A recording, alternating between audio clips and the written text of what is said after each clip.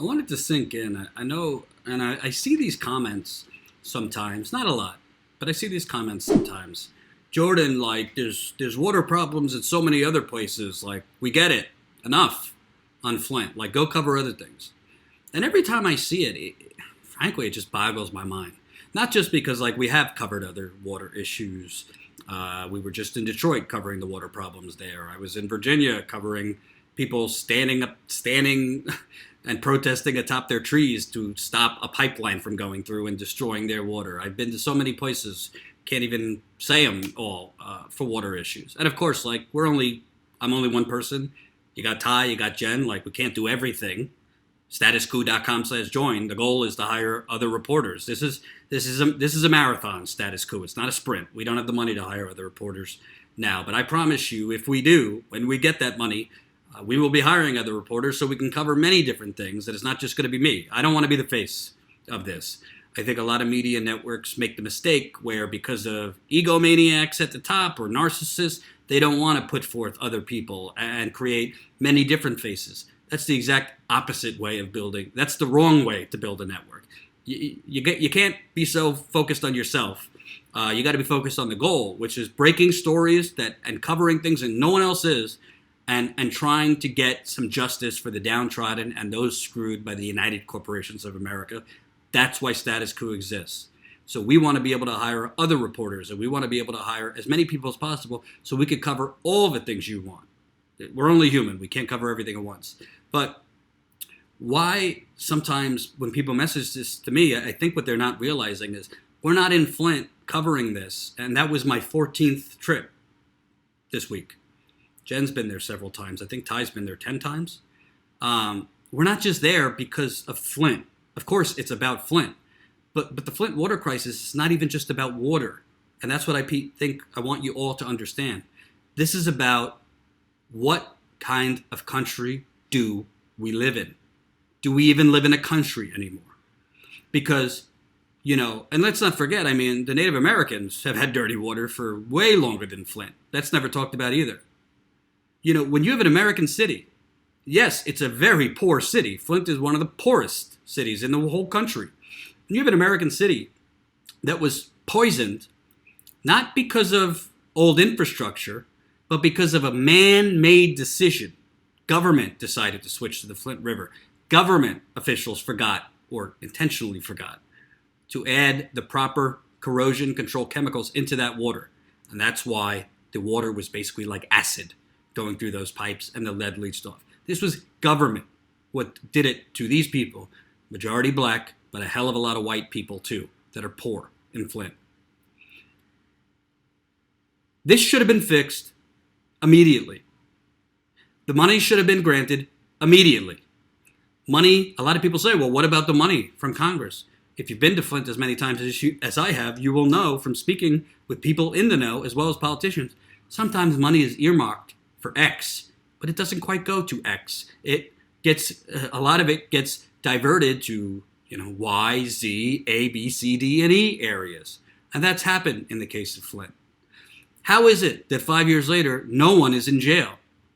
How is it that 5 years later, not all of the lead service lines in Flint are not removed?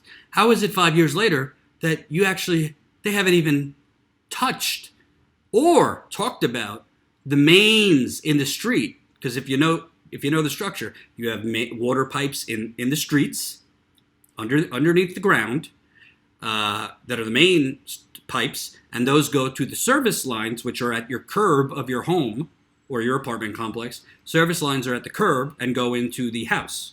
And then you have your interior plumbing from the curb, the service line goes to the valve at the house. So they haven't touched the mains in the street. Those were busted too. They haven't touched people's interior plumbing. Not to mention, these people don't have Medicare for all. There's expanded Medicaid for some ages, but people still have thousands of dollars in bills coming out of their pocket. People are still getting rashes. People are still losing hair. I spoke with people this week. Their eyes sting when they're showering. They get breakout in rashes when they're showering. A mother told me that she has to give her daughter Benadryl every day because she's allergic. The doctors told her she's allergic to hot water in the shower. As you saw in my documentary, if you're a Status Coup member, statuscoup.com/join, become a member for as low as $5 a month. There's a 1-year-old baby had just moved into this home. 2 weeks later, white blisters all over her leg and arm. This is happening in America 5 years later. And you would think we broke a massive story. We broke the story that Governor Rick Snyder's environmental agency was literally cheating on the water testing in Flint for 2 years. They were going into residents' homes that were on the official state testing program and running their water before taking the samples. That is cheating. It is falsifying federal regulatory compliance test. It is a crime, as Aaron Brockovich says. The media in Flint will not touch the story. And I don't want to get into any details right now, but Jen and I have uncovered possibly the Titanic of corruption. I had a conversation the other day in Flint with a politician. I don't believe that politician understood that I was a journalist. I think he thought he knew we had this documentary, but I don't think he truly understood who I was or that I'm a journalist. And if you're a politician, if you don't say off the record, and I don't agree, what you're saying is on the record. I mean, that's just how this works. And this politician said something to me that was just, casually said it, but was so utterly corrupt that if we could prove it, I don't want to tease you, but I don't want to say it's bigger than the cooked water testing because that would minimize what we found. It's different, but this goes all the way up to Governor Snyder. And this goes even higher than the governor's office. This is who's pulling the strings in the state of Michigan. So Jen and I have a lot of work to do on this. It's not ready. We need to verify a lot of things and find other sources, but it's big. And by the way, if we could prove this, oh my God, it has huge ramifications for other states. Because if we're going to prove this is happening in Flint and Michigan, trust me, it's happening in other places. It has to do with private foundations basically deciding things and running the shots in states and basically making decisions where the governor passes it off as their decisions, but it's really private foundations making those decisions. Private foundations that have a real interest and desire to gentrify places like Flint and Detroit. Isn't that interesting? So what I want you to understand, and we're going to keep going back to Flint, and if somebody doesn't like it, I don't care. Don't watch us if you have a problem with us as the only, literally, we were the only, as far as I could tell, we were the only national media on the 5-year anniversary. That day, April 25th, we were the only national media at the morning press conference by the Flint water treatment plant. We were the only national media that went to Lansing, the capital, where they protested later on. I saw a local reporter. That was it. From ABC 12. I didn't see the New York Times. I didn't see the Washington Post. I didn't see CNN. I didn't see MSNBC. I didn't see the Associated Press. I didn't see any of them. You know how I know? Because usually media have something to identify themselves. We didn't see anybody. Right, there's no surprise, and we have spoken out on the lack of consistency in terms of testing. The use of pre-flushing, obviously masks. This wasn't pre-flushing. This was flushing day of. Pre-flushing is the night before. No, I'm talking about pre-flushing on that day. In other words, running the tap before they take the sample. That's the issue. And that had been the protocol that was actually allowed at the DEQ, suggested by the DEQ, and frankly allowed by the EPA. No, that's incorrect, respectfully. Pre-flushing, the EPA advises against it, but it's not outlawed. Flushing right before you're taking a sample is totally outlawed because... They were doing it, though. Right, that's what we found. So I think there's been a confusion on they were pre-flushing, but this was actually right before the test day of from DEQ officials. We found this in 35 homes. So, I mean, it seems like a serious thing that the data that was used was improperly, a lot of that data was manipulated testing. So publicly, I haven't heard anything from the mayor or you. The residents don't know, and a lot of residents, as you know, can't afford bottled water, so these pods, these free distribution centers were closed down by this data. Governor Snyder said the water's restored. Well, we disagreed with that decision and made it very clear that the water should be provided until the entire system is completely repaired. And there should be absolute integrity in the testing. I mean, I guess I take issue with your point about nobody ever speaking up about it. But you haven't, sir. I mean, you haven't publicly said anything. This has been in your office since November. I don't think that's the case. I appreciate you When did you? What do you mean? I've been going back and forth with your office. They say you had reached out to MDEQ about it, but you haven't publicly said anything. I mean, the bottom line is people could be drinking contaminated water still because the data was compromised. So I'm just asking, do you think there should be an investigation into this? If that's the case, absolutely there should be. I mean, here's the thing. Nobody should game the testing. And if anybody needs a louder voice on that, we'll provide that louder voice. But it's absolute nonsense that anybody would game these tests. These are the people I work for. These are the people I represent. There is not any way in hell that I would stand aside and let somebody play games with the health of the people I represent. That's why we've been doing all this in the first place. So the idea that we would just sort of look the other way, nobody should look the other way. So I showed you that. By the way, now we had to take him kicking and screaming to call for an investigation, but now that is the third congressperson that has called for an investigation following Tulsi Gabbard, Ro Khanna, now Congressman Dan Kildee. Why I wanted to show you that is to show you what you're exactly paying for as a member. And to be clear, I'm not talking about my interview abilities. If you think that was good, if you don't, whatever you think. It's not about whether I'm a good interviewer or not, whether I'm aggressive or not. The reason that I am able to do those kind of interviews where I don't care if I get an interview with him again. So when I go into these interviews, I'm going in figuratively, guns a-blazing. Guns a-blazing.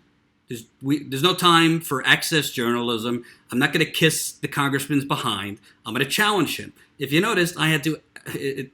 It's not so comfortable to have to correct a U.S. congressman, but he was wrong on pre-flushing versus flushing. Pre-flushing is when you flush water lines the night before a morning test. Flushing is when they're flushing right before the test that day. And I had to challenge him, and when he's sitting up there all sanctimonious, I would never stand by while they're gaming the system. Well, respectfully, you were standing by. I have been going back and forth with his office since November when we published this story to say, why aren't you speaking out about this? You are the congressman that represents Flint. It's just you. Why aren't you publicly speaking out for this? I have evidence that shows the numbers were cooked. I said to his office, do you think the Attorney General of Michigan's office is having a meeting with me and our team if we haven't presented them the evidence first? They don't just meet with Joe Schmoes off the street.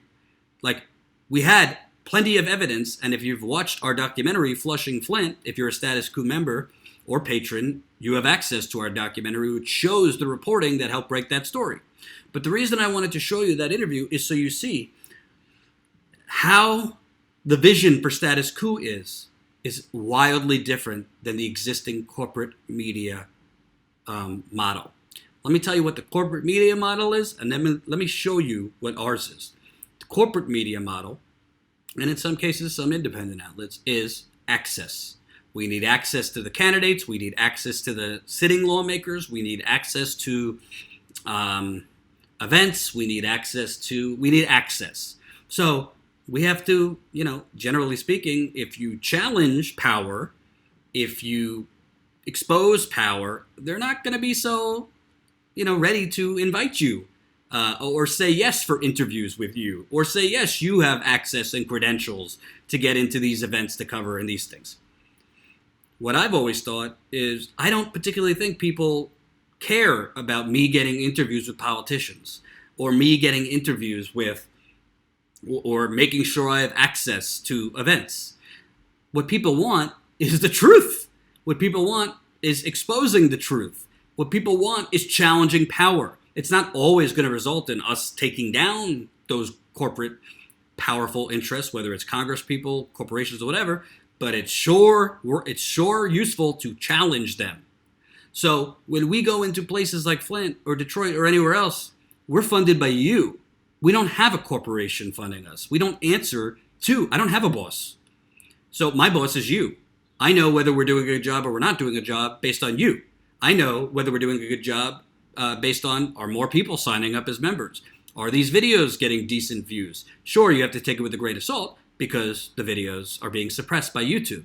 Are people, I read the comments very closely, not to see if people are praising me, but to see if people appreciate this reporting, because this reporting is our business model. So when we go into a local public library in Flint where that interview is, it doesn't even register in my mind, well, I better be diplomatic and not challenge him too much because, I want access to his office, or I need to stay in good relations with Kildee, or whatever. Doesn't even enter my mind. You want to know why? A, I'm not from Flint. B, I don't work in Michigan.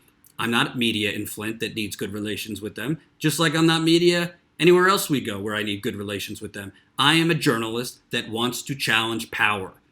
And I don't want you to think that I go into these things like stone cold. I'm only human. Yeah, there's a little nerves here and there, but I've just gotten used to it. So the only way to challenge power is to not depend on that power.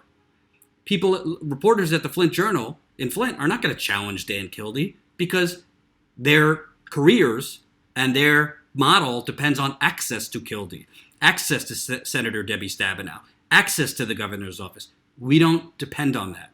Sure, would it be great to get an interview with Bernie Sanders? It would, but I'm not going to not criticize Bernie Sanders if he's doing something wrong. And if that means no access or I won't get an interview, okay. Same goes for Alexandria Ocasio-Cortez or others. I don't think that makes or breaks Status Coup to have access. Just like when we go in, it's not even a thought in my mind to go easy on politicians or not report this because it might mean this. Sure, there's certain instances where I decide, you know what? I'm going to hold back on this because if I hold back on this, I'll get something much bigger.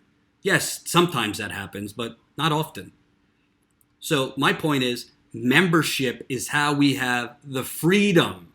Bernie Sanders talks about Medicare for All gives you freedom as an American to pursue your passions, this and that. Being funded by you, the viewers, gives us the freedom to actually be real journalists, right? So we're going in the field and we're picking where we go based on what we know the audience appreciates because we're funded by you. If we were funded by advertisers, if we were funded by big corporations, we would have to worry about, well, will this piss them off or will they not like this or that? No. So that's why we have the ability to choose where we go. Sure, sometimes it's choices. A lot of times it's choices based on our own instincts, myself, Jen, and Ty, where we think we need to be, where our passions are. But we also make sure to, read the room, see what viewers are responding to, not responding to, that, this and that.